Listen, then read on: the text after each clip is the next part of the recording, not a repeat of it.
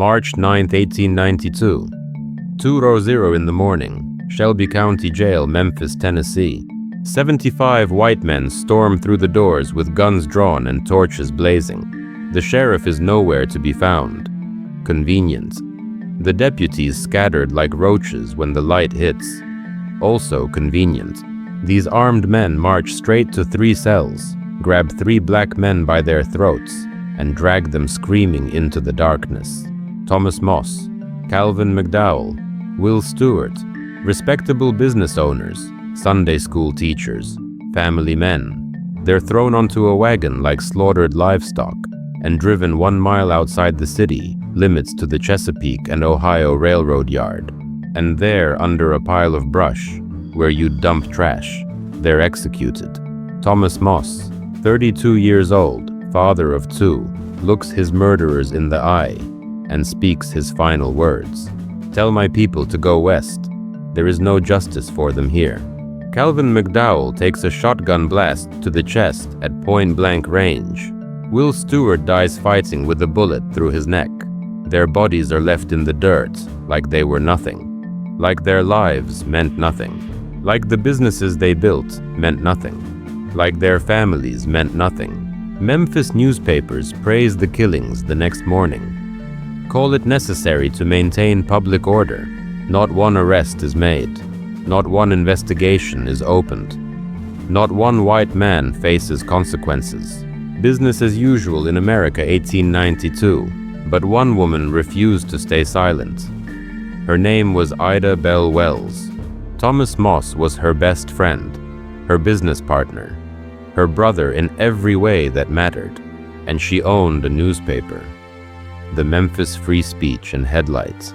She had a printing press, a mind sharper than any knife and rage that could melt steel. What she wrote in the weeks after that murder would get her exiled from Memphis forever.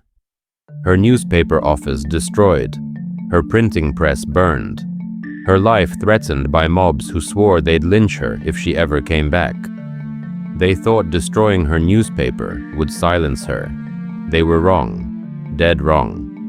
What Ida B. Wells did next would terrify the FBI, shake the foundations of white supremacy, and pioneer investigative journalism techniques that are still used today, over 130 years later. She didn't carry a gun. She carried facts. She didn't lead armies. She led truth campaigns, and her weapon of choice was words. She lynched her enemies with words, and they feared her more than any army. This is not a story about a victim. This is a story about a warrior who weaponized truth. By the end of this video, you will know the real reason thousands of black men were lynched in America, and I promise you it was not about protecting white women. That's the lie they sold you. You will know how one black woman with a pen became one of the most dangerous people in America, according to the federal government. You will know the investigative journalism method she invented that exposed a genocide. You will know why this matters right now today in 2025. Why the wealth gap exists. Why mass incarceration exists. Why police brutality continues. You will see the pattern they tried to hide for over a century. And you will never look at American history the same way again. This is not ancient history. Your great-grandparents lived this. Your grandparents survived this. You carry this legacy in your blood. This is your stolen history. And today, we're taking it back. Let me tell you who Ida B. Wells really was, because they damn sure didn't teach you in school. Born July 16, 1862 in Holly Springs, Mississippi. Born into slavery 6 months before the Emancipation Proclamation. Her parents were James Wells, a skilled carpenter, and Elizabeth Warrenton, a cook. The moment freedom came, her father helped found Shaw University, which is now Rust College. He understood that education was the key to freedom. Young Ida attended that school soaking up knowledge like a sponge. She was brilliant, sharp as a tack, fearless even as a child. But in 1878, when Ida was just 16 years old, yellow fever swept through Holly Springs like the angel of death. It took her mother. It took her father. It took her infant brother. In one devastating blow, she lost almost everything. 16 years old, orphaned, with 5 younger siblings depending on her. What would you do? Most people would crumble. Not Ida. She lied about her age, put her hair up to look older, and got a teaching job paying $25 a month. $25 to feed 6 mouths, to keep a roof over their heads, to keep her family together. And she did it. She taught during the week and took care of her siblings at night. No complaints, no excuses, just survival and determination. In the 1880s, she moved to Memphis, Tennessee to teach and attend Fisk University. She wanted more education, more knowledge, more power. And it was in Memphis in 1884 that Ida B. Wells had her first taste of fighting the system. She bought a first-class ticket on the Chesapeake and Ohio Railroad, sat down in the ladies' car where her ticket said she belonged, and a conductor told her to move to the smoking car with the other black passengers. She refused. He grabbed her arm. She bit his hand. It took 3 men to physically drag her off that train, but Ida didn't just get angry. She got smart. She sued the railroad company, and in the lower court, she won. A black woman in 1884 Tennessee sued a railroad and won. Let that sink in. But the Tennessee Supreme Court overturned the decision. Of course they did, the system protecting itself. But something crystallized in Ida's mind during that court battle. She realized the courts were rigged. The laws were rigged. The whole system was designed to keep black people powerless. But there was one thing they couldn't completely control: the press, words, truth printed on paper and distributed to the masses. She started writing about her case under the pen name Iola. People loved her writing. Sharp, fearless, uncompromising. Within a few years, she became co-owner of the Memphis Free Speech and Headlight newspaper, a black woman owning a newspaper in the Jim Crow South. Think about the courage that took. Think about the target that put on her back. She used that newspaper to tell the truth. Not the sanitized version. Not the version that made white people comfortable. The truth. She wrote about inequality in schools. She exposed corrupt black leaders who sold out their own people. She criticized black ministers who preached submission instead of resistance. She made enemies on all sides. But she didn't care. Truth was her religion. And she was a devoted believer. Then came March 1892, the month that changed everything. The month that would define her life's mission. The month Thomas Moss was murdered. Thomas Moss wasn't just Ida's friend. He was proof that black excellence could thrive even in the suffocating grip of white supremacy. He was 32 years old, married, father of 2 beautiful children, a respected member of the community, taught Sunday school at the church, a letter carrier for the postal service, and along with his friends Calvin McDowell and Will Stewart, he co-owned the People's Grocery Store in a neighborhood called The Curve on the outskirts of Memphis. The People's Grocery was thriving, clean, well-stocked, fair prices, excellent customer service. Black folks loved shopping there, and that was the problem. Directly across the street was a white-owned grocery store run by William Barrett. For years, Barrett had a monopoly on that neighborhood. Black customers had no choice but to shop at his store and pay whatever prices he demanded. But when the People's Grocery opened, customers had options, and they chose the black-owned business. Barrett's profits dropped. His ego couldn't handle it. A black business outcompeting him, unacceptable, intolerable, unforgivable. So Barrett did what racist white men always did when they couldn't win fairly. He cheated. He lied. He incited violence. Barrett started spreading rumors, said the black grocers were criminals, said they were dangerous, said they were planning to attack white people. All lies, complete fabrications. But white Memphis believed him because they wanted to believe him. The lie was more comfortable than the truth. The truth was that 3 black men were simply better businessmen than Barrett.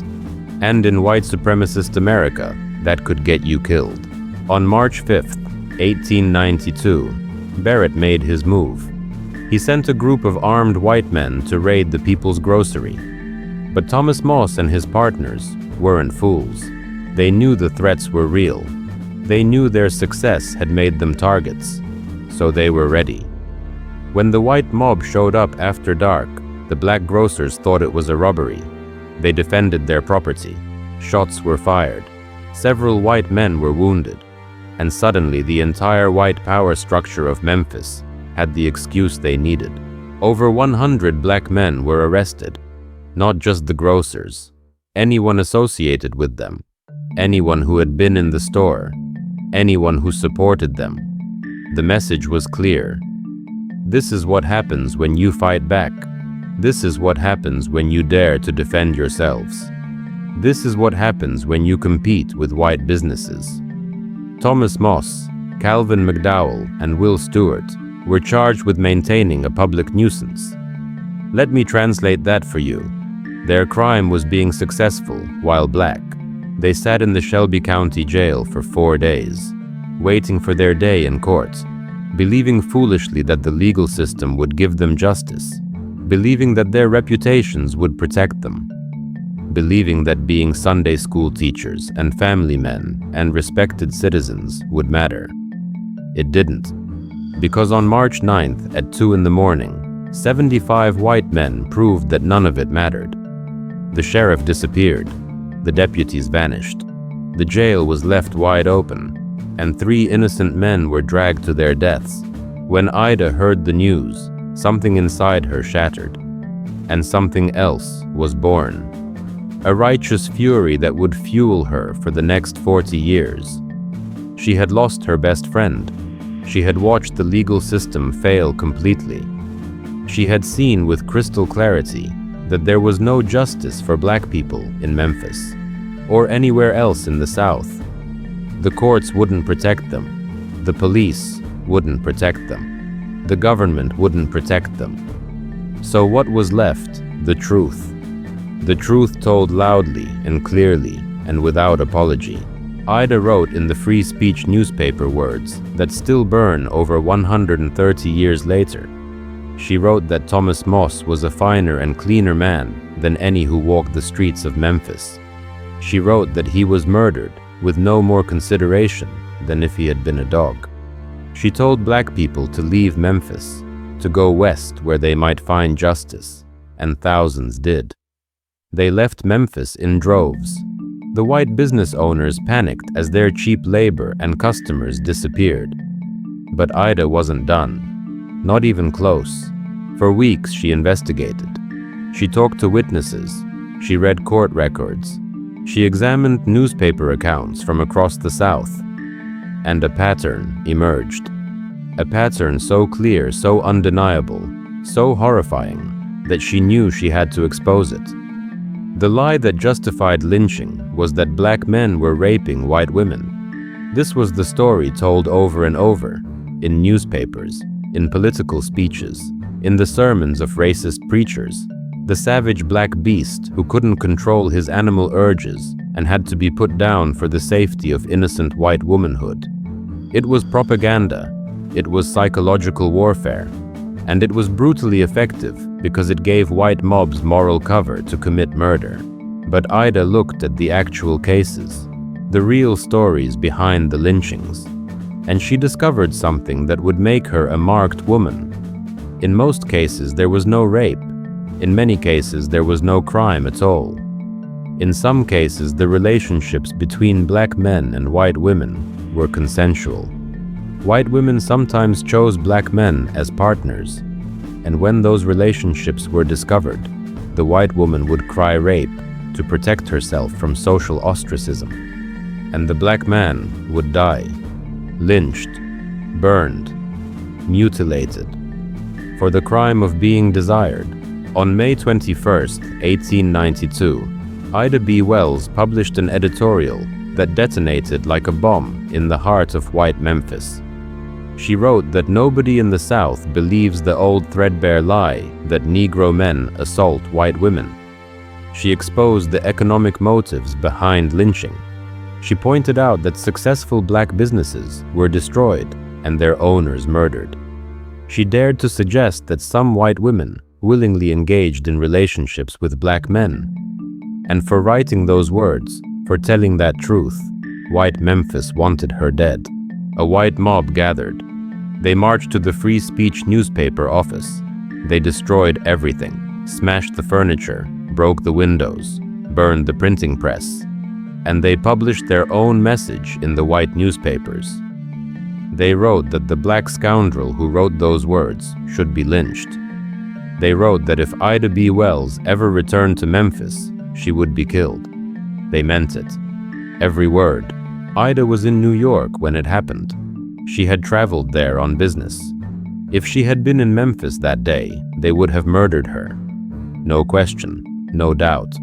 She would have been lynched just like Thomas Moss. But she was alive. She was in New York, and she had a choice to make. She could stay silent, disappear, change her name, live quietly somewhere far away, or she could fight. Ida B. Wells chose war. She thought to herself, they destroyed my paper. They made me an exile. They threatened my life for hinting at the truth. Now I owe it to myself and my race to tell the whole truth. And that is exactly what she did. She joined the staff of the New York Age newspaper, and she began the most important work of her life, a systematic, methodical, groundbreaking investigation into lynching across the entire South. She became one of America's first investigative journalists. She traveled throughout the South in disguise. Imagine that, a black woman with a price on her head, traveling through the most dangerous territories in America, asking questions, interviewing witnesses, gathering evidence. She talked to families of lynching victims. She examined court records. She read through thousands of newspaper articles. She collected statistics. She documented names, dates, locations, and alleged crimes. She built case files like a prosecutor preparing for trial, and what she discovered was a genocide, a systematic campaign of terror designed to destroy black economic progress, black political power, and black self-determination. From 1889 to 1894, she documented 728 lynchings of black Americans. 728 human beings murdered by mobs. And when she looked at the reasons given for these murders, the lie fell apart completely. Only 46 were accused of rape. 58 were accused of murder. 6 were lynched for race prejudice. 4 had no cause given. 2 were lynched for insulting women. 2 were children, a boy and a girl. Children. What crime could children possibly commit to justify their murder? None. The answer is none.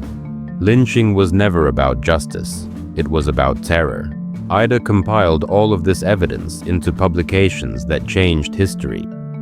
On October 5, 1892, just months after being exiled from Memphis, she delivered a speech at Lyric Hall in New York City. The audience was packed with prominent African American women who understood the stakes. 3 weeks later, on October 26th, she published that speech as a pamphlet titled Southern Horror's Lynch Law in all its phases. She exposed every lie. She named names. She provided evidence. She demolished the myth of the black rapist. She showed that lynching was about economics and power, not protection. And she dedicated the pamphlet to the Afro-American women of New York and Brooklyn who funded its publication. Black women supporting a black woman telling the truth. Beautiful. But she wasn't finished. In 1895, she published The Red Record, the most comprehensive documentation of lynching ever produced up to that time. It was a masterpiece of investigative journalism, data-driven, meticulously sourced, undeniable. She listed every lynching she could verify from 1889 to 1894. She included the victims' names when known. She listed the alleged crimes. She exposed the pattern. She created statistical analysis that proved beyond any doubt that rape was not the primary motive for lynching. She turned journalism into a weapon and white supremacy into a target. The Red Record went beyond just numbers. Ida included narratives, stories of specific victims. She humanized the statistics. She made readers see the faces behind the data. She described how mobs would advertise lynchings in advance, like they were community events, how families would bring their children to watch, how photographers would take pictures and sell them as postcards. Smiling white crowds posing next to burned and mutilated black bodies, souvenirs of murder. She showed those photographs to the world, and the world was horrified. In 1893 and 1894, Ida took her evidence international. She traveled to Great Britain and delivered lectures across the country. She showed British audiences the truth about American democracy. She displayed the lynching postcards. She shared the testimonies. She exposed the hypocrisy of a nation that claimed to be the beacon of freedom while tolerating genocide within its borders. The British public was outraged. The London Anti-Lynching Committee was formed in 1894. International pressure mounted on the American government. White America could no longer hide its sins. Ida had dragged them into the light, and the federal government noticed. By the 1910s, the FBI had opened a file on Ida B. Wells. They called her one of the most dangerous Negro agitators in the country. Let that sink in. The Federal Bureau of Investigation tasked with protecting America from threats considered a black woman with a pen and a notebook to be dangerous. Why? Because truth is dangerous to tyranny. Because evidence destroys lies. Because Ida B. Wells proved that one person armed with facts could challenge an entire system of oppression. She didn't need weapons. She had something more powerful, the truth. And they couldn't kill it. They couldn't burn it. They couldn't silence it. No matter how hard they tried, Ida eventually settled in Chicago. She married Ferdinand Barnett, a lawyer and newspaper editor. She had 4 children. She continued her activism for the rest of her life. She fought for women's suffrage. She organized black women politically. She investigated more lynchings. She challenged Booker T. Washington's accommodationist approach to racism. She demanded full equality, not gradual progress. She never compromised, never backed down, never sold out. And when she died on March 25, 1931, at the age of 68, she died still fighting, still speaking truth, still demanding justice. But here's what they don't tell you. Here's what they erased from the history books. Memphis wasn't an isolated incident. Thomas Moss wasn't a unique case. The pattern Ida exposed wasn't limited to a few bad actors in a few southern towns. It was systematic. It was national. It was policy. Let me show you the receipts. Wilmington, North Carolina, November 10th, 1898. This is the only successful coup d'etat in United States history. Let me repeat that. The only time a legitimately elected government was violently overthrown on American soil. And they don't teach it in schools. Wilmington had a black majority population. Black men held political offices. There was a thriving black middle class. Black-owned businesses lined the streets. The Daily Record, a black newspaper, published articles challenging white supremacy, and white people could not tolerate it. A group of white supremacists, led by Alfred Moore Waddell, organized a violent overthrow of the city government. They called themselves the Red Shirts. They were terrorists. On November 10th, armed white militias stormed through Wilmington. They burned the Daily Record newspaper office to the ground. They murdered between 60 and 300 black citizens. The exact number is still unknown because they hid the bodies so well. They forced over 2,000 black residents to flee the city permanently. They installed an all-white government at gunpoint. They stole an entire city from its black majority population. And for over 100 years, history books called it the Wilmington Race Riot. A riot. Like it was some spontaneous outbreak of violence. It was a planned, organized, executed coup. It was terrorism. It was theft.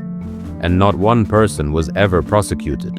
Atlanta, Georgia, September 22nd through 24, 1906. The Atlanta Race Massacre.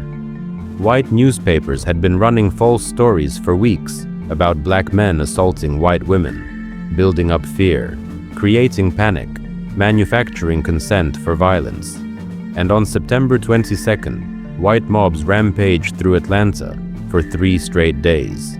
They murdered between 25 and 40 black people. They injured hundreds more. They destroyed black businesses throughout the city. Auburn Avenue, known as the Black Wall Street of the South, was attacked and looted. Homes were burned. Families were terrorized. And the police didn't stop it. The police participated. The National Guard was finally called in, but they protected white neighborhoods while black neighborhoods burned. And after it was all over, not one white person was prosecuted for murder. Not one. Elaine, Arkansas. September 30th through October 7th, 1919. Black sharecroppers in Phillips County had organized a union. They wanted fair payment for their cotton. They wanted to be paid what they were owed instead of being cheated by white plantation owners. Organizing for fair wages. That was their crime. On September 30th, white men attacked a union meeting at a church. The sharecroppers defended themselves. They fought back. And that's when white supremacy showed its true face. White mobs from across the region descended on Elaine. Federal troops were deployed. But instead of protecting the black community, they sided with the white mobs. Over the next week, between 100 and 240 black people were massacred. The exact number is unknown. There were 0 white casualties from the initial conflict, which tells you everything about who was really the aggressor. But then, 285 black people were arrested for inciting a riot. 12 were sentenced to death. The NAACP had to fight for years to get those convictions overturned. The pattern is clear. Black people organize economically white supremacy responds with mass murder. Rosewood, Florida, January 1st through 7th. 1923. Rosewood was a prosperous black town. Black families owned their homes. They owned businesses. They had a church, a school, a Masonic lodge. They were thriving. On January 1st, a white woman named Fannie Taylor in the nearby town of Sumner claimed a black man had attacked her. It was a lie. She later admitted it was a lie. She had a white lover, and when her husband came home unexpectedly, she made up a story to cover her affair. But that lie was enough. White mobs from surrounding areas invaded Rosewood. They burned every single black-owned building, the church, the school, every home, every business, everything. They murdered at least 6 to 8 black residents, though the real number is likely much higher. The entire black population fled into the swamps and never returned. The town of Rosewood was literally erased from the map. For 70 years, nobody talked about it. It was buried, hidden, erased.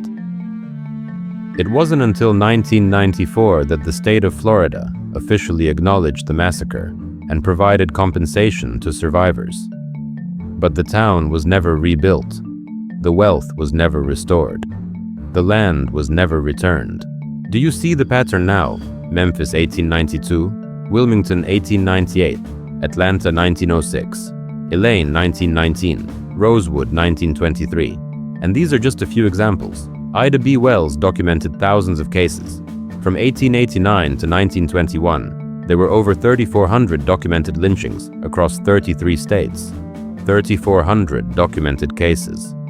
The real number is probably over 10,000 when you count the ones that were never reported, never investigated, never recorded. Every time black people built wealth, it was destroyed. Every time black people gained political power, it was stolen. Every time black people organized for justice, they were massacred. This was not random violence. This was not a series of unfortunate incidents. This was systematic. This was intentional. This was policy. This was white supremacy's business model. Destroy black progress by any means necessary. And here's the question you need to ask. How did they hide it? How did they erase 10,000 murders from history? How did they make entire towns disappear from memory? How did they convince you that your ancestors were helpless victims instead of warriors who built empires under terrorism? Let me show you the machinery of erasure. Let me show you how white supremacy buries truth. Physical destruction was the first tool. They burned everything. Property records in Tulsa, Rosewood, and Wilmington went up in flames. Newspaper archives that documented black success were destroyed. Buildings and landmarks were demolished so thoroughly that future generations would have no physical evidence that thriving black communities ever existed. In Memphis, the white grocer William Barrett got the city's help in destroying the people's grocery. Ida wrote about it directly. She said that with the aid of city and county authorities and daily papers, that white grocer had indeed put an end to his rival Negro grocer. The government wasn't neutral. The government was complicit. In Wilmington, they burned the Daily Record newspaper office, the voice of black political power. In Rosewood, every structure was systematically destroyed. No buildings means no evidence, means no memory. But it wasn't just about burning buildings. They seized property without compensation. Survivors were forbidden to return to their homes and land. In Wilmington, 2,100 black residents were permanently exiled from the city they built. In Rosewood, the entire population fled into the swamps and never came back. Their land was stolen, their wealth was confiscated, and the legal system provided cover for all of it. Judges ruled against black property claims. Insurance companies refused to pay out claims for destroyed property. The wealth that black families had built over generations was transferred directly into white hands. This is how they built white wealth. On black corpses and stolen land, legal suppression was the second tool. And this one cuts deep because we're taught to believe in the legal system. We're taught that laws protect everyone equally. But here's the truth they don't want you to know. There was never a federal anti-lynching law passed in the United States. Never. Not one. The Dyer anti-lynching bill was introduced in Congress in 1922. Ida B. Wells and the NAACP submitted her map showing 3,400 documented lynchings across 33 states from 1889 to 1921. They had the evidence, they had the receipts, they had the names and the dates and the locations, and Congress said no. The bill failed. Both Northern and Southern congressmen voted against it. The map even showed which congressmen voted no, creating a permanent record of who chose to protect lynchers over victims. The federal government had the power to stop the genocide. They chose not to. At the local level, authorities didn't just fail to protect black people. They participated in the violence. When Thomas Moss, Calvin McDowell, and Will Stewart were lynched, the sheriff was conveniently absent. The deputies scattered. The jail was left wide open. That wasn't incompetence. That was collaboration. In Atlanta, police officers joined the white mobs attacking black neighborhoods. In Elaine, Arkansas, federal troops sided with the white militias instead of protecting black sharecroppers. And here's the most twisted part. When black people defended themselves, when they fought back against terrorism, they were arrested. In Elaine, 285 black people were arrested after the massacre. 12 were sentenced to death for inciting a riot. Let me say that again. The victims were prosecuted. The murderers were protected. That's what law and order meant in Jim Crow America. Protecting white supremacy at all costs. After the massacres, cities weaponized zoning laws and building codes to prevent black communities from rebuilding. Fire codes were changed to make reconstruction prohibitively expensive or outright illegal. Banks refused to provide loans to black survivors. Insurance companies denied every claim. It was economic strangulation disguised as policy. Ida documented how cities and counties actively helped destroy black businesses. The government wasn't a neutral referee. It was an active participant in theft. Educational erasure was the third tool, and this one affects you directly because it shaped what you were taught in school. The Tulsa Race Massacre was removed from Oklahoma textbooks for 75 years. 3 entire generations of Oklahomans grew up never knowing that white mobs had destroyed 35 city blocks of Black Wall Street in 1921. Rosewood wasn't taught in Florida schools until the 1990s, 70 years after the massacre. The Wilmington coup was called a race riot in history books for over a century, framing a planned terrorist overthrow as spontaneous violence. The Memphis People's Grocery lynching that catalyzed Ida B. Wells into action is absent from most American history curricula. The Elaine Massacre was erased from Arkansas textbooks. Your grandparents weren't taught this history. Your parents weren't taught this history. You weren't taught this history. And that was intentional. Because truth is dangerous to power. If you knew that your great-grandfather owned a thriving business that was burned down by a white mob, you'd understand why your family never accumulated generational wealth. If you knew that your great-grandmother's land was stolen at gunpoint, you'd understand why your family rents instead of owns. If you knew that every time black people organized economically, they were massacred, you'd understand that the wealth gap isn't about work ethic or personal responsibility. It's about systematic theft protected by law. But erasing the events wasn't enough. They had to change the narrative around what happened.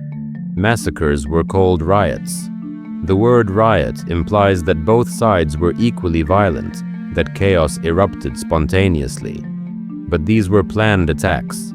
Coups were called redemption, as if white supremacists were saving communities from black political power.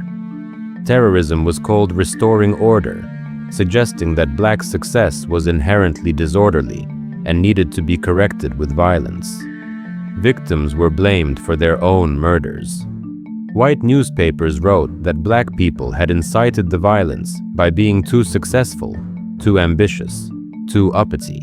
Ida B. Wells exposed these lies in real time. She wrote that what white newspapers called riots were actually massacres.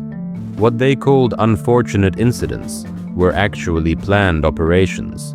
What they called the past was actually ongoing policy. She understood that language is a weapon of erasure. Control the words, and you control the memory.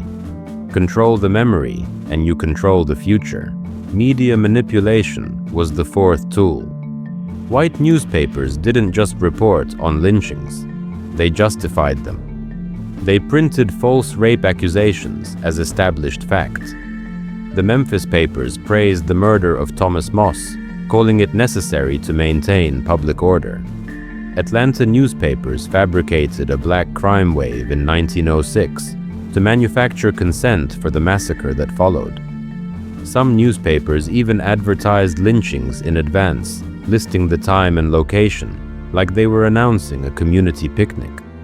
White families brought their children to watch black people being tortured and murdered. Photographers sold postcards of lynchings as souvenirs.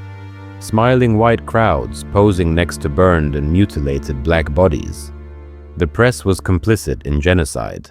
Ida B. Wells started the Memphis Free Speech newspaper specifically to counter this propaganda.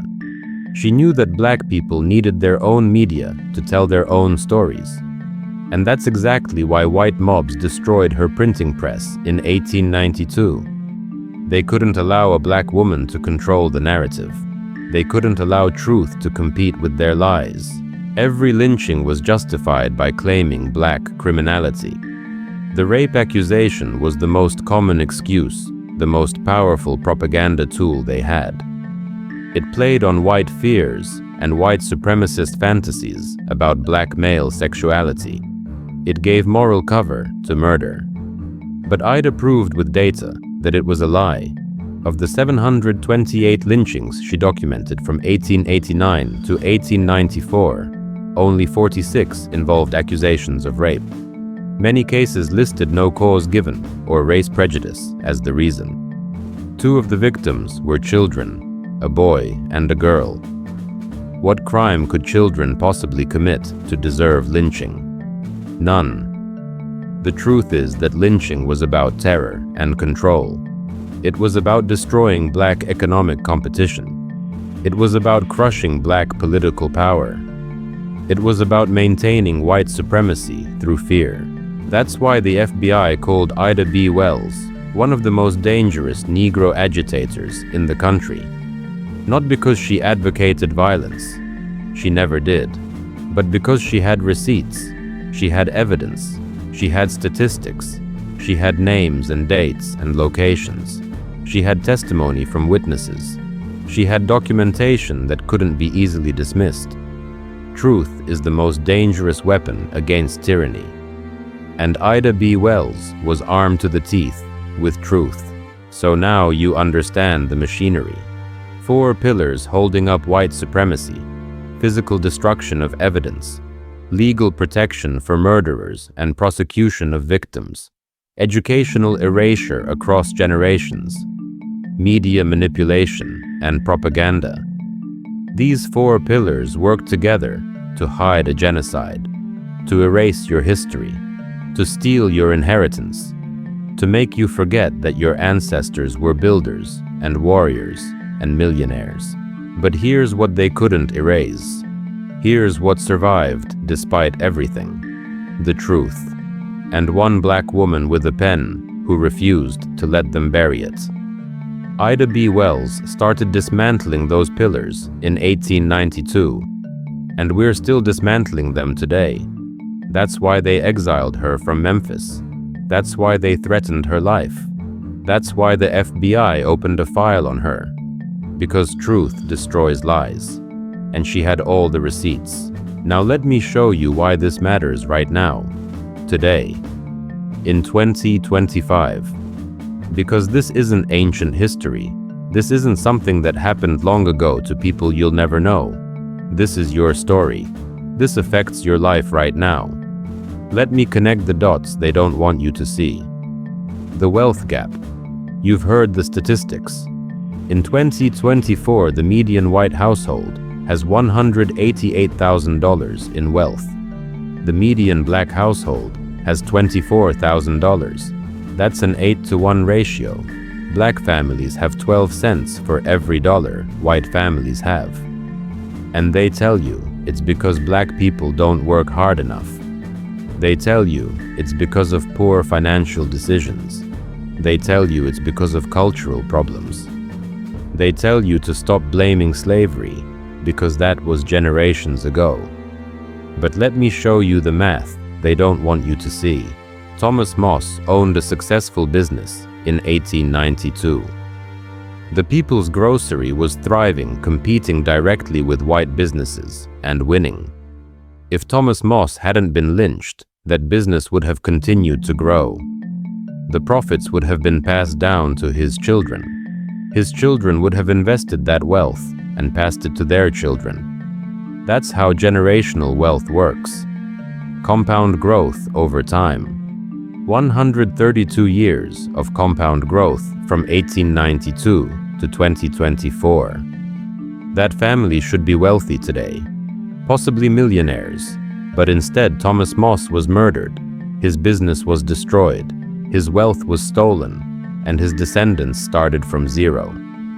Actually less than zero, because they lost not just the business, but also the trauma of knowing their ancestor was lynched for the crime of success. Now multiply that by 10,000 lynchings. Multiply it by every black-owned business destroyed in Tulsa, Rosewood, Wilmington, Atlanta, Elaine, and hundreds of other places. Multiply it by every acre of land stolen. Multiply it by every inheritance erased. The wealth gap isn't about work ethic, it's about theft. Systematic legal government-protected theft. Your great-grandfather's store in Memphis was burned. Your great-grandmother's home in Rosewood was stolen. Your family's land in Arkansas was seized. Your inheritance was robbed. And they have the nerve to tell you to work harder. They say slavery was long ago, and you should get over it. But Rosewood was 1923, 101 years ago. That's your grandparents' lifetime. Tulsa was 1921, 103 years ago. People who survived those massacres lived into the 2000s. Some of their children are still alive today. Redlining the systematic denial of mortgages and loans to black families didn't end until 1968. That's 56 years ago. That's your parents' lifetime. Your father couldn't get a mortgage to buy a house in a white neighborhood because banks literally had maps marking black neighborhoods as hazardous for investment. The explosion of mass incarceration started in the 1980s and continues today. That's your lifetime. Police killing unarmed black people happened yesterday and will probably happen again tomorrow. This isn't ancient history. The theft is ongoing. The terror is current. The system is still functioning exactly as designed. Let's talk about reparations. That word makes some people uncomfortable, but let's be clear about what it means. Reparations aren't charity. Reparations aren't a handout. Reparations are payment for theft. Conservative estimates put the amount stolen from black Americans at $14 trillion minimum. That includes stolen labor during slavery, stolen land during Reconstruction, stolen businesses during the lynching era, stolen wealth during redlining, and stolen time during mass incarceration. $14 trillion. That's your inheritance. That's what's owed. Ida B. Wells documented the theft. She provided the evidence. Her red record map was submitted to Congress in 1922, showing 3,400 documented lynchings. They had proof 102 years ago. They had the receipts. They had the names. They had the dates. They had the locations. They had the photographs. And Congress voted no on the anti-lynching bill. Northern congressmen and Southern congressmen both refused. But the debt doesn't disappear because payment is delayed. Justice delayed is not justice denied. It's justice owed. We are owed, not as a favor, not as charity, as payment for documented, proven, undeniable theft. Now let me show you how the same patterns continue today with different names. Gentrification is modern land theft. Your neighborhood in Atlanta or Chicago or Oakland that's been black for generations is suddenly discovered by developers. Property taxes skyrocket.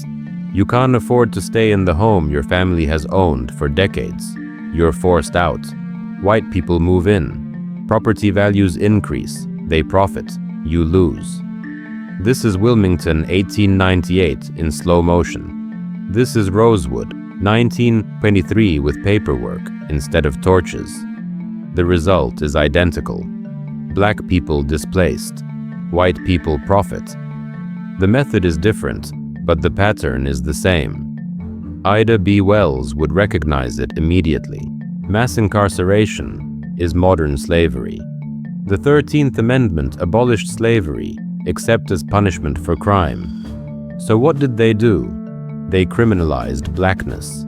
The war on drugs targeted black communities despite equal or higher drug use rates among white people. Mandatory minimum sentences and 3 strikes laws were designed to lock up black men for decades. 1 in 3 black men will be imprisoned at some point in their lifetime. Once in prison, they work for pennies an hour. Modern slavery. Families are destroyed. Wealth becomes impossible to build. It's exactly what the Elaine massacre achieved in 1919, destroying black economic organizing. What Ida exposed was a system designed to control black bodies. The system still exists. They just renamed it criminal justice. Police brutality is modern lynching. George Floyd, Breonna Taylor, Tamir Rice, Philando Castile, Sandra Bland. The list is endless, and it grows every year. Police kill unarmed black people and face no consequences, no accountability, no justice. Just like 1892, Thomas Moss was murdered by a mob and no arrests were made. Black people today are murdered by police and no convictions follow. 132 years apart. Same pattern. Different uniforms. Ida wrote after Thomas Moss was killed that every white man in Memphis who consented to his death was as guilty as those who fired the guns. Today, we say the same thing. Every prosecutor who refuses to charge, every jury that acquits, every system that protects killer cops. Guilty. All of them. History doesn't repeat. It rhymes. You need to understand something. This video isn't just about the past. It's about right now. It's about you. It's about your family. It's about your children. The same forces that lynched Thomas Moss are still operating. They just wear suits instead of hoods. They use policies instead of ropes. They hide behind law and order rhetoric instead of admitting they're protecting white supremacy. But the function is identical. Keep black people powerless. Keep black people poor. Keep black people afraid. But here's what they don't understand. Here's what they've never understood. You are not powerless. You are not poor in spirit. You are not afraid. Not anymore. Let me tell you who you really are. Not who they told you that you are. Not the victim narrative they fed you in school. Not the welfare queen stereotype, or the thug caricature, or any of the lies they use to justify oppression. Let me tell you the truth about your identity. You are not a victim. You are a survivor of attempted genocide. They tried to erase your people from the Middle Passage to Jim Crow, to mass incarceration. They failed. You are still here. Your existence is proof that they failed. Every breath you take is defiance. Every achievement you accomplish is resistance. Every moment you stand tall and proud is a declaration that they did not break you. They did not break your ancestors. They will not break your children. You are the descendant of the strongest people who ever lived. Think about what your ancestors survived. The Middle Passage killed millions. Only the strongest survived. Slavery killed millions more. Only the smartest, most resilient, most determined survived. Jim Crow tried to crush millions. Only the boldest survived. The lynching era murdered tens of thousands. Your ancestors looked at terrorism and said, "Not today." They built businesses while mobs burned businesses. They organized politically while white supremacists organized coups. They raised families while facing the constant threat of violence. And they survived. You carry that DNA. You carry that strength.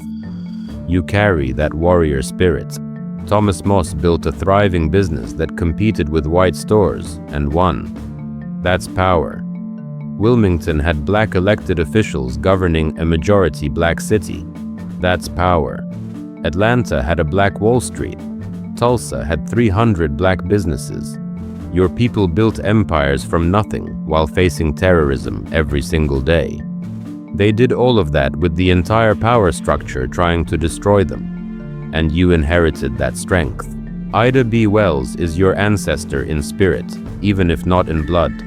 Born into slavery, orphaned at 16, raised 5 younger siblings alone. fought a railroad company in court and won at first, became a newspaper owner in the Jim Crow South, lost everything fighting for truth, exiled from her home city, faced death threats constantly, surveilled by the FBI.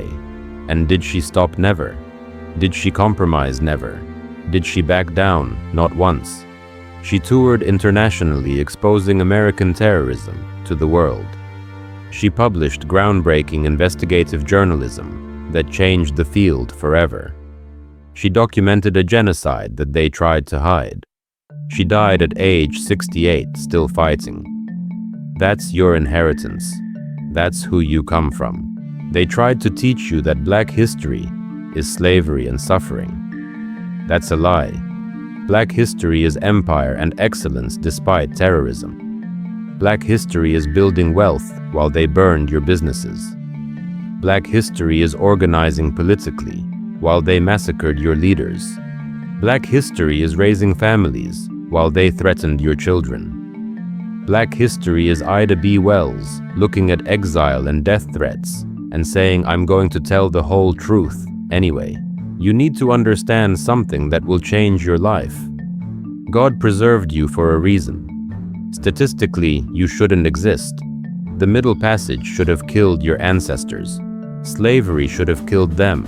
Lynching should have killed them. Jim Crow should have broken them. But they survived. Generation after generation, through 400 years of systematic attempts to erase Black people from America. They survived, and you're here. Why accident? Number luck. Number divine purpose. Ida B. Wells believed God called her to speak truth. When Thomas Moss died, she could have run away and stayed silent. No one would have blamed her. They destroyed her newspaper. They threatened to lynch her. She had every reason to disappear. But she wrote that she felt she owed it to herself and her race to tell the whole truth. That wasn't just duty, that was divine mission. She believed God had given her a voice, and she was going to use it no matter the cost. Why did God preserve your ancestors through the Middle Passage? Why did God keep them alive through slavery? Why did God protect them through lynching? Why did God sustain them through Jim Crow? Why are you here right now, watching this video? Because you have a mission. You were preserved to reveal truth they tried to bury. You were preserved to demand justice they tried to deny. You were preserved to reclaim wealth they tried to steal. You were preserved to restore legacy they tried to erase. You were preserved to rebuild what they destroyed. Ida's mission was to document the terror. Your mission is to end it. Ida's mission was to expose the lies. Your mission is to replace them with truth. Ida's mission was to wake people up. Your mission is to keep them awake. You are not an accident. You are not a mistake. You are God's answer to their terror. You are proof that evil doesn't win. Now act like it. If you're still watching, comment truth below right now. If this information shocked you, if you never learned this in school, if you're tired of the lies, let me know. Hit that like button. This is your history they stole. This is your inheritance they buried. Ida B. Wells risked everything to document this truth. The least we can do is share it. Share this video with your parents who lived through Jim Crow. Share it with your children who need to know their legacy. Share it with your church family who believes in truth and justice. Share it with your friends who think racism is ancient history. Show them the theft was systematic.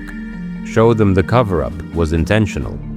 Show them the impact is current. Ida said, "The way to right wrongs is to turn the light of truth upon them." You have that light right now. Don't let it stay hidden. Hit share, tag someone, spread truth. Because what they did to Ida's newspaper in 1892, destroying truth to protect lies, they're still trying to do today. Don't let them win. You are not a victim. You are a warrior. You are not powerless. You are dangerous with truth. You are not forgotten. You are remembered by God and by your ancestors. You are not alone. You are part of a legacy of resistance that stretches back 400 years. You are not broken. You are stronger than anyone who never faced what your people faced. You are not poor. You are heirs to stolen empires worth trillions. You are not defeated. You are survivors of genocide, which means you're unstoppable. Ida B. Wells fought alone for decades. You don't have to. Subscribe to this channel because we're exposing hundreds more stories they buried. The Black Wall Street Massacre they hid for 75 years. The Black self-defense victories they won't mention. The Reconstruction success they erased. The reparations owed that they refused to pay. Every week we uncover more stolen history. Every video we reclaim more truth. Hit that subscribe button. Turn on notifications. Because this is war. Information warfare. And truth is our weapon. Ida said somebody must show that the Afro-American race is more sinned against than sinning. She showed it 130 years ago. We're showing it now. Join us. Tell your children this story. Share it in your church. Post it on your page. Don't let them erase Ida or us again.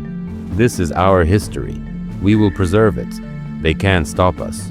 Not anymore. Let's pray. Father God, we thank you for preserving the story of Ida B. Wells. We thank you for giving her courage when they threatened her life. We thank you for giving her words when they tried to silence her. We pray for justice for Thomas Moss, Calvin McDowell, and Will Stewart, murdered March 9th, 1892. We pray for the 10,000 souls lynched whose names we'll never know. We pray for restoration of the wealth that was stolen. We pray for reparations for the terror that was inflicted. Bless those who seek truth in a world of lies. Strengthen those who resist erasure. Vindicate the memory of our ancestors who fought and died. And give us the courage Ida had to speak truth, no matter the cost. Help us honor her legacy by researching our history, teaching our children demanding justice, building wealth, and remembering the theft. Lord Ida said, "The way to right wrongs is to turn the light of truth upon them. Be our light, be our truth, be our strength. Give us wisdom to see the patterns. Give us courage to speak the truth. Give us perseverance to fight until justice comes. In Jesus' name, amen." Ida B. Wells lynched her enemies with words. She didn't need rope. She had truth. She didn't need mobs. She had facts. She didn't need violence. She had a pen. And they feared her more than any army. Walk in that power. Demand that justice. You are the descendant of warriors. This is Dark History Stories. Until next time, build wealth, demand reparations. Remember the theft, speak the truth. You are free.